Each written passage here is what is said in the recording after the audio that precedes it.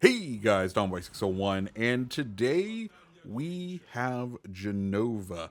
Genova was, I think, an event reward ship at one point, and then she's kind of been locked in and out of the vault, and you can now get her using Winter Shards. Yes, I know the main ship that you would usually think about with the Winter Shards is Yoshino, but I figured we'd take out Genova, this tier 4 Italian cruiser, and see if she's worth the 6,250 winter shards of her asking price.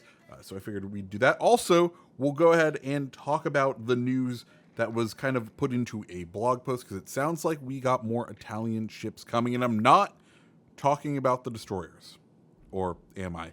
Either way, I have a feeling next year we're gonna have a very pasta heavy ship. Anyways, Furtaka pops up, and well, let's just see what we can do to her.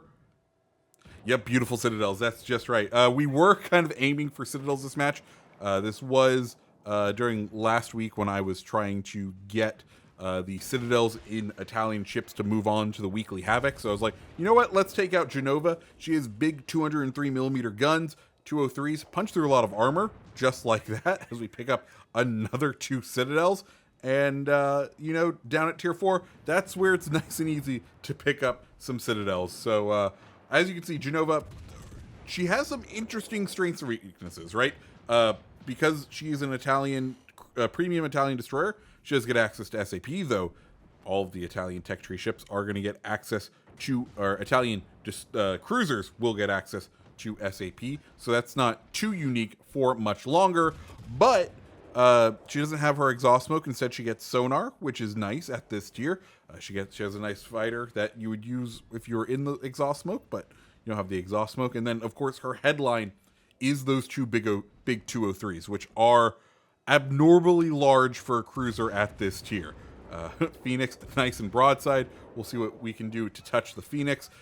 We saw that whatchamacallit, that torpedo indicator off to her right, and I was like, oh, we haven't been checking our mini-map at all.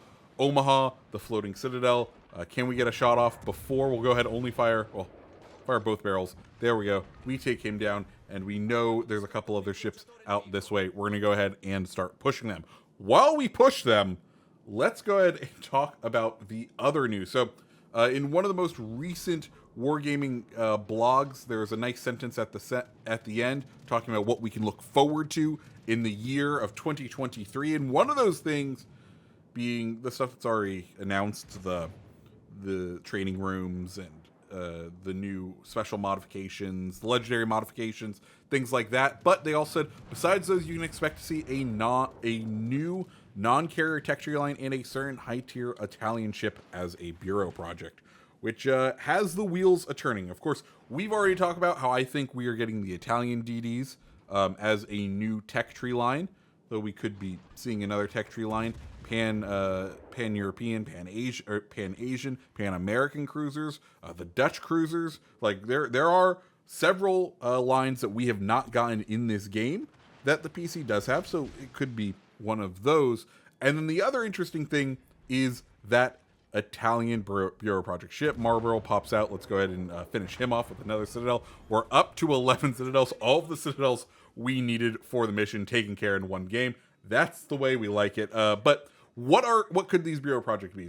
Well, I know my fellow community contributors, they are all really hoping for it to be Venezia or Napoli. Those are the two heavy cruisers. They're the two Italian heavy cruisers at tier 10.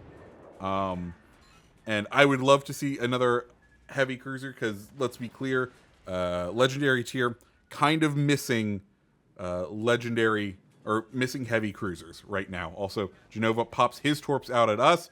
We have plenty of time to slow on down.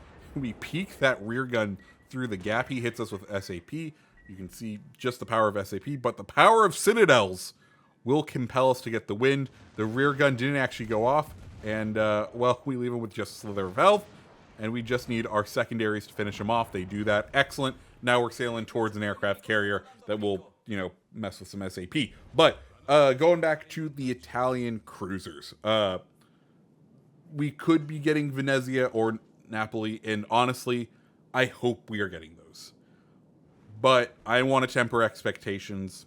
I have a feeling we're seeing Christopher Colombo. Christopher Colombo's the tier 10 or the tier 10 battleship over on PC. Be our legendary tier battleship.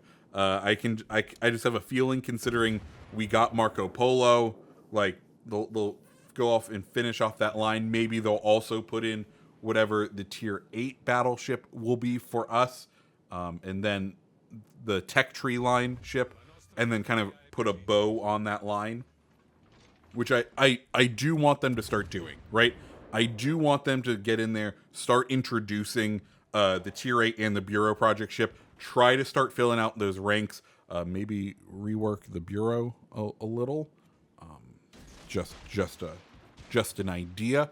But that's kind of where I want them to focus on in the upcoming land. But beyond that, we got Genova here in the match. I have to say, Genova, I was meh on her, and I still think she's an okay ship, but she does definitely have potential. I think the SAP does bring out a little bit something special in her, and I, for one, definitely had fun with her in this match. What did you guys think? Let me know down in the comments below, and if you liked the video, go ahead and hit the like button, hit the subscribe button, and I hope you have a fantastic rest of your day. See ya.